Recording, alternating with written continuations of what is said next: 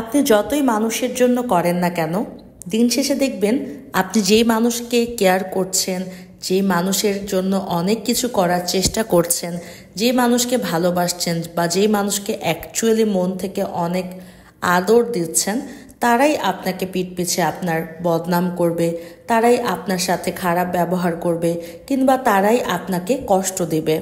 তো এটাই আসলে রিয়ালিটি। আচ্ছা, আজকে এত নেগেটিভ কথা বলবো না।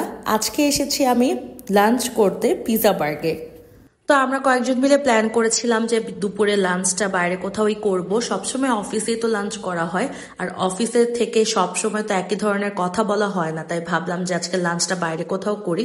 ঠিক সেই কারণেই আমরা বের হয়েছিলাম। আর আমাদের অফিসের কাছে পিৎজা বার্গ আছে, সো আমরা ভাবলাম তাহলে পিৎজা বার্গে যাই। আর ওদের এই শেকটা আমার খুব পছন্দ। আর পিৎজা বার্গের এই লোকেশনটা আমাদের অফিসের কাছে দেখে আমাদের এখানে বেশিরভাগ টাইমে আসা হয়। আর ওদের খাবারও অনেক রিজনেবল প্রাইসে পাওয়া যায়, যার কারণে খুব মজা করেই খাওয়া হয়। আড্ডা দেওয়ার প্লেসটা খুব সুন্দর, আর খুব সুন্দর করে সাজানো, ছিমছাম গোছানো একটা জায়গা, যার কারণে এইখানটাই আমরা বেশিরভাগ সময় এসে থাকি। তো আজকে সকালে দেখছিলেন কতটা রোদ ছিল, বাট এখন দেখেন অবস্থা কতটা বাজে অবস্থা পরিণত হয়েছে, যে চারপাশে শুধু পানি আর পানি। কোনো মতে আমি এখান থেকে কিভাবে বের হব বুঝতে পারছিলাম না, বাসায় কিভাবে যাব। এখানে তো কোনো মনে হয় ট্রান্সপোর্টও আমি পাবো না, একটা রিক্সা পর্যন্ত আমি ডাকতে পারছিলাম না, কারণ একটা রিক্সাও খালি ছিল না। একই বৃষ্টি হচ্ছিল, তার উপরে এখানে হাঁটু অবস্থা বানিয়েছিল।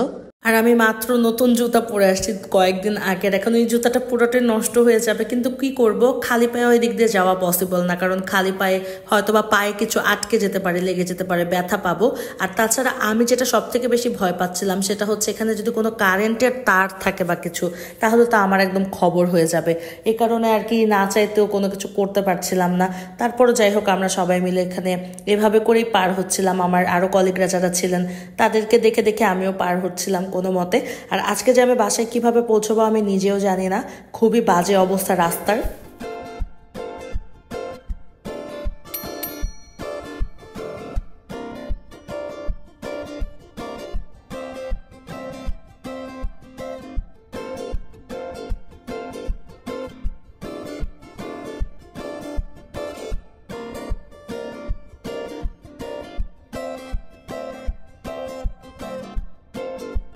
যাই হোক, হয়ে গিয়েছে পরের দিন, আর আমি আর নাই মিলে বের হলাম আমাদের কাজ শেষ করে। আমিও অফিস থেকে বের হয়েছি, আর ও মাত্র কাজ শেষ করে বের হয়েছে। তো ও বললো যে চলো তাহলে আমরা একটু কিছু জুতা কিনে নিয়ে আসি।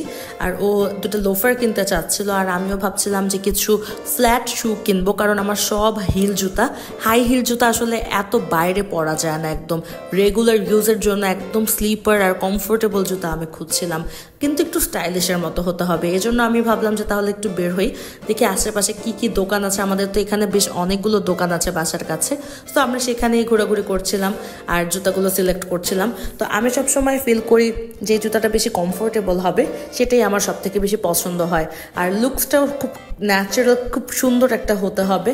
আর এখন দেখি এই জার্কান স্টোনের জুতাগুলো অনেক বেশি চলে, তো এইগুলোই প্রত্যেকটা দোকানে, প্রত্যেকটা শপে সেম টাইপের, সেম ডিজাইনের জুতাই দেখতে পাচ্ছি। তারপর ভাবলাম যে ঠিক আছে নিয়ে নিই কিছু, কারণ আমাকে তো অবশ্যই কিনতে হবেই কয়েকটা।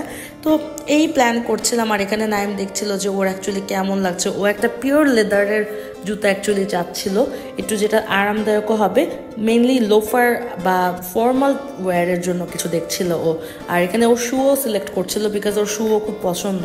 তো দেখছিল যে কোনটা দেখলে নিলে ভালো হবে।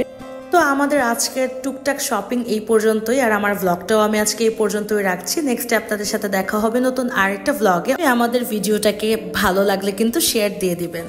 ওদের সমস্যা কি? ওরা বাইরে কাউকে কিছু দেখাবে না, যা দেখবেন ভিতরে এসে দেখবেন। এ কি আশ্চর্য, পুরো একদম কি বলবো, ওদের মার্কেটিং যে ম্যানেজার, ওটা মাথায় বেশি গিলু আছে, এরকম একটা মার্কেটিং করছে আর কিছুই না। তাই বলে এভাবে করে একদম ঢেকে রাখবে? হ্যাঁ, হয়তো বা মার্কেটিং সেন্স কম আছে, অনেক লেভেলে হাই আছে, বাইরে থেকে যে মানুষ দেখবে তোর কি কালেকশন আছে সেগুলোও দেখার সুযোগ নাই, ভিতরেই ঢুকতে হবে। বাইরে থেকে যখন কিছু দেখি তখন আকর্ষণ হয় না, ওই হ্যাঁ, অ্যাট্রাকশনই কোনো থাকবে না।